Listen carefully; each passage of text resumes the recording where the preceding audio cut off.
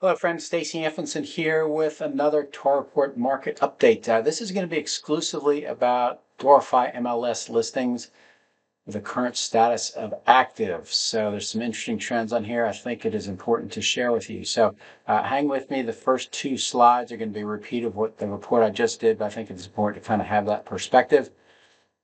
First one we've got going all the way back to 2006. We see the number of end of month listings peak back in 2007, even though we're up 69% compared to April of last year. We're down 58% compared to the peak. Same kind of trends. The red line is new construction, same kind of trends observed with resales. New listings during March. Total listings added is dark blue. Baby blue is resale listings added. You can see both of those are strong percentage increases comparing this year with last year, but still well down from the peaks in 2019. Okay, let's get to the new stuff. All right, one of the metrics I track are end of month listings for the days on market. That is longer than the days on market for the sold listings, which is currently 59. You can see this percentage really hasn't moved much. In essence, it's come down in 2025 versus 2024.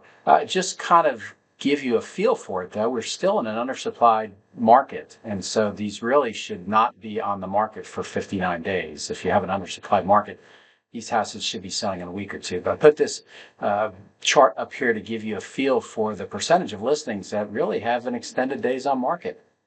Now, here's what I think is really interesting to know. On the left side of this table, you're going to see the county, and then you're going to see the average list price. I'm not necessarily paying too much attention to the average list price, but I really want you to pay attention to the average year built column.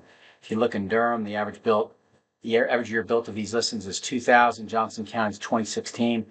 Orange is 1991, and Wake is 2007. So for those of you who are not aware, this market is dominated by new construction, and it is, even if you're in an area which is there's a minimal amount of new construction, is still very impactful. And if you look at the averages on the right, essentially what these listings are doing is they're spotting new construction 20 plus years.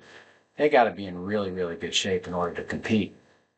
Now, we're going to go to the next one. Is percent of end of month listings with at least one price drop from original. And you can see this has gone up the last 3 years. This is the COVID years. Influence years 14, 11%, but 34% in 23, 30% in 24, and 42%. Now, once again, that's pretty interesting because we have depending on what submarket you look at, we have between a 1 and a 2 month supply of resale listings, and that's a dramatic undersupply. So this should not be happening. I'm always curious that you have this level of price dropping in there. Well, here's one of the answers for it. Similar table before, you got the county on the left, the average list price in the middle, and then the average year built on the right. And they're very much in line with these metrics. You've got 20 to 30-year-old plus houses that are up against new construction, and the buyers are saying, we do not like your price.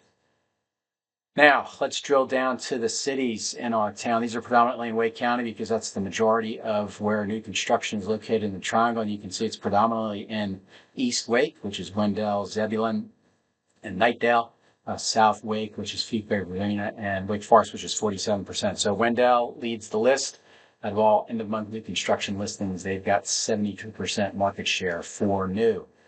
Well, look at this. This translates. Wendell's had 40% of their end-of-month listings have at least one price drop from original. Once again, these cities are predominantly in Eastern Wake. Wendell, Zebulon, Knightdale.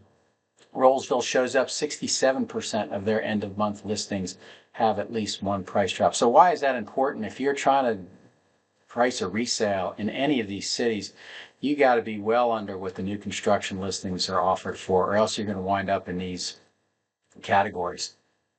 Now, let's flip this because we do have some areas, we do have some submarkets where new construction is not predominant. If we look at this, we've got our cities down on the bottom: Chapel Hill, Morrisville, Apex, Cary, Holly Springs, and Durham. Those are the lowest percentage of new constructions that we've got, and those percentages are on the light blue bar on the right. The dark blue bar is the percentage of end-of-month listings where the seller said, I ain't changing my price.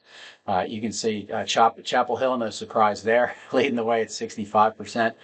Morrisville, 59% of end-of-month sellers have not had at least 1%, had not had at least one drop from original. And most of them is about 50% of the market. So that's really hard. Your job is now super challenging because it seems like half the market's got no no price drop and is not going to have it, and then the other half has at least one price drop. So I don't think there's ever been a more challenging time for listing agents and sellers to price their house correctly, because we do have a lot of submarkets that have new construction. They've got submarkets that are in high demand, like each of these cities are down here, with minimal new construction alternatives. So let's wrap things up here. Inventory trend, end of month inventory trending up, down compared to the peak. We've been over that. Increase in price dropping listings viewed as a positive. The sellers are losing some prices and cars. Have been over that. There's definitely, bullet point 3, there's definitely a correlation between days on market, price dropping, and year built. Please, please, please keep that in mind. Number 4, high percentage of new construction produces price drops, and number 5 is a reverse of that. A low percentage of new construction produces stubborn sellers. So I really hope this helps you out with your sellers in terms of trying to get a handle in terms of what's going on. These videos are created for you to utilize in both your understanding of market conditions and then conveying those to your sellers. So that's all I've got for now. If you like this video, give me a thumbs up.